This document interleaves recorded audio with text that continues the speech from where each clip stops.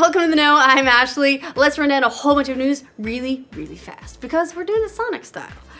Most of PlayStation's biggest fall releases in 2017 are coming in the form of AAA DLC or, well, DLC-ish, with Uncharted's Lost Legacy and Horizon Zero Dawn's The Frozen Wilds, and fortunately, the wait for at least one of those is almost over. Reviews are dropping ahead of the Lost Legacy's launch next week, which, in case you didn't know, is actually a standalone. It's not a DLC, that's why it's DLC-ish. It's like a plus.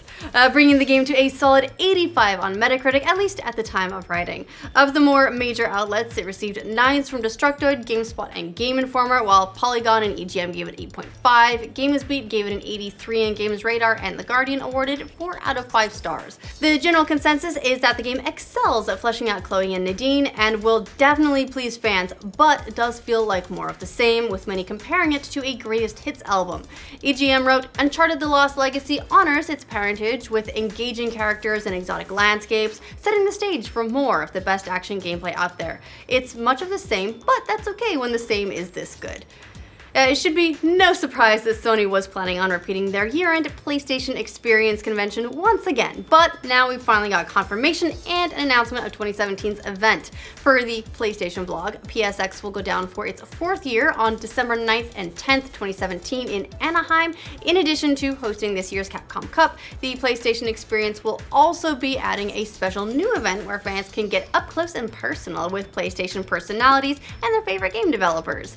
We'll no doubt get more details about what's coming with the convention as we get closer to December, and judging from years past, we can probably expect some pretty big reveals. They go pretty big with PlayStation Experience. Now, we finally got a little bit more news about one of next year's sequels because it looks like Shenmue 3 has finally nabbed itself a publisher. It's not Sony.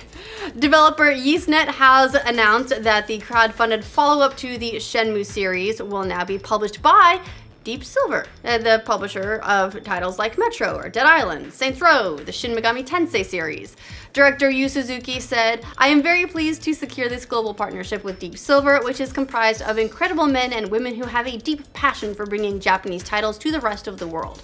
Now, while this development is great for YesNet and Shenmue 3 fans, also a little bit confusing. Sony certainly acted like they were going to have involvement of some sort in the game's publishing when they facilitated its announcement all the way back at E3 2015, but looks like that's not the case after all. Shenmue 3 is so far slated for release on PS4 and PC in the later half of 2018, at least that's the current plan.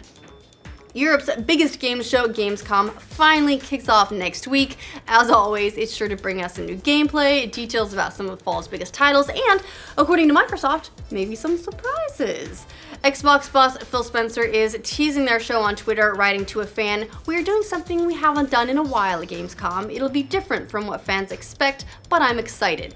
In another tweet, he did give a slight indication as to what the company is talking about, promising more news on titles supporting the Xbox One X with graphical updates as well.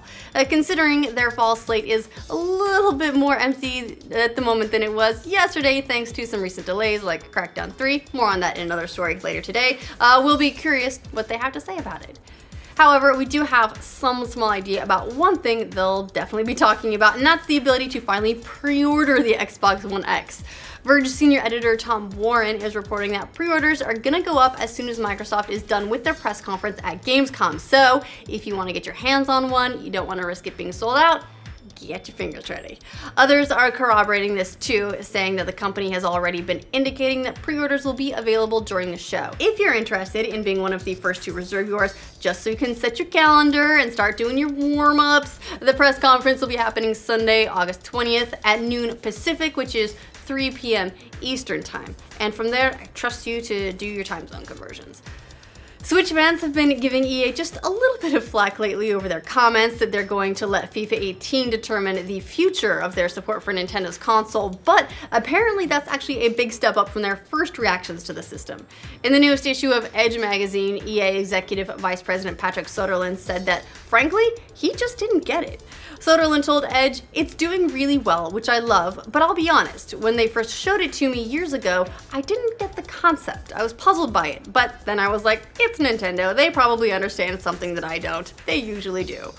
Soderlund went on to talk about how it's basically always attached to his son, who's using it as intended, which in his mind means that it's working right. So maybe, I don't know, just possibly bring some more games for it, EA, please.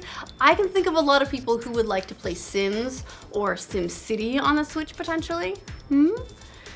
Are you ready for a steampunk RTS? If you are, well, news for you. We got our first look at Iron Harvest, a game that's set in an alternate 1920s reality where civilians used leftover weapons and gear from World War I to create mechs for everyday life.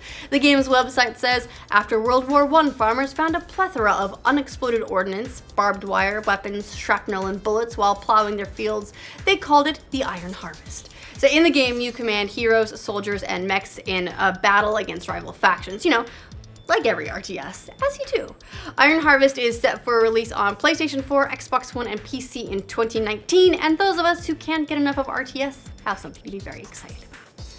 Could we be getting ratings information for eSports pretty soon? Like how popular and viewers and all that sort of stuff. Nielsen says it's actually starting an organization dedicated to researching the growing field. Its president, Howard Applebaum, said there's a high demand for reliable, independent measurement of value in esports, which he called an exciting growing space. Esports is definitely becoming big business. Research from Nielsen says that major tournaments so far this year yielded anywhere from $75,000 to nearly $17 million in sponsorship value. Not to mention, you know, more than $20 in prize pools if you're Dota 2. So it makes sense that they'd want to get more involved in tracking it because it's a lot of money. The hacks just keep on coming for HBO.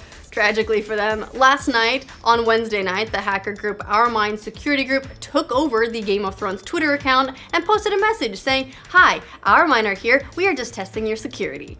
That message was later removed, and it's unclear if Our Mind was the group responsible for the larger HBO data breach that resulted in hackers getting a hold of HBO shows, scripts, potentially employee emails. Our Mind has gone after other media companies like BuzzFeed in the past, but claims it's a white hat hacking group, just testing the security. Still, whether they're good hackers or bad hackers, not what HBO wanted right now. Potentially though, if they're the good kind of hackers, maybe what they needed. Gotta get those like warning signals out there, right? Lock down your security and also maybe possibly stop airing your episodes early. The production of Mission Impossible 6 has been delayed because Tom Cruise thinks he's Jackie Chan. Apparently, Cruise broke his ankle recently while trying to jump from one building to another, and now filming has taken a brief pause while he recuperates. Paramount, though, says the movie will still release on July of next year as scheduled. Of course, Tom Cruise is pretty well known for doing a lot of his own stunts. Remember when he hung out the airplane in Mission Impossible Rogue Nation? Dude, lots of respect for you. But this is why stuntmen have jobs. Come on. You're 55 at this point, let someone do your stunts. We know you're a badass, there's no doubt. And also this way, filming stays on schedule. We've got reviews of AMD's newest high-end graphics card series, the company's new $400 Radeon RX Vega 64 and the $500 RX Vega 56 mark AMD's return to the high end of the graphics card world in more than 2 years, which in PC terms is kind of an eternity. Reviews of the Vega series are mixed so far, with some outlets saying the cards are decent, but still are outperformed by similar cards from longtime rival Nvidia.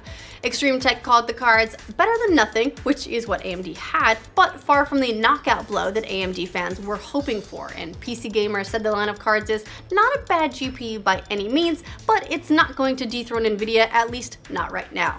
However, they got the cost going for them, right? Because that matters to a lot of people who are on budgets. Anyway, that's the news we have for you guys. For now, let us know what you think of all these stories in the comments down below to make sure you get news from every corner of the internet every day. Like this video. If you're new around here, subscribe to the know. The general consensus is that the game excels at fleshing out cloning it. I am very pleased to secure this global partnership with Deep Silver, which is comprised. So, if you want let's run down a whole bunch of news really, really fast in honor of Sonic being out and everyone loving it and also playing it a lot.